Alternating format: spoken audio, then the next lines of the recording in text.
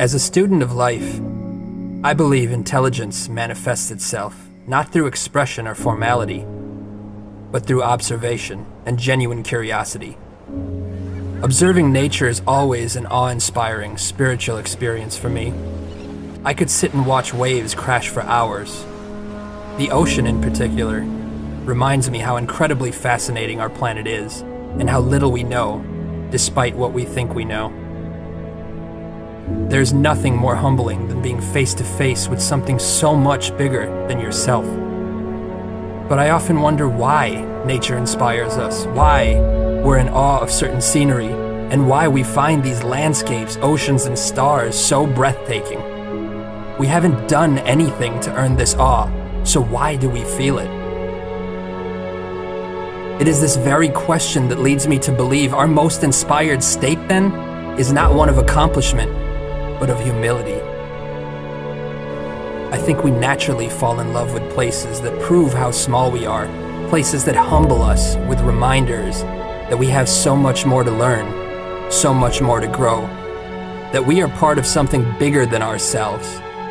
Our significance lies in such potential, in that quiet recognition of the stardust in our bones and the oceans in our minds, knowing that a new sunrise paints our skies every day of our lives.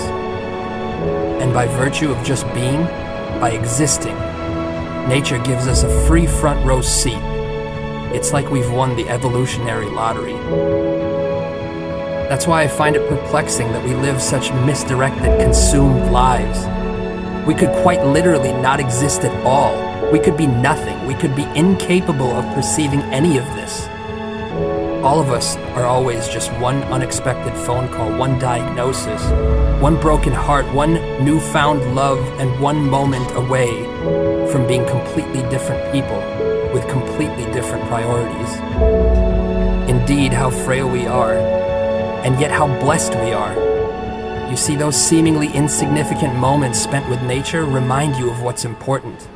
They remind you that all we really have is our consciousness and each other. After all, what is life without either? I would say then that it matters little what we've achieved if those achievements are not also in service of others. The sense of purpose we feel when we give far outweighs what is derived from any achievement. And unlike a trophy which fades into darkness, giving has a glory that lasts a lifetime.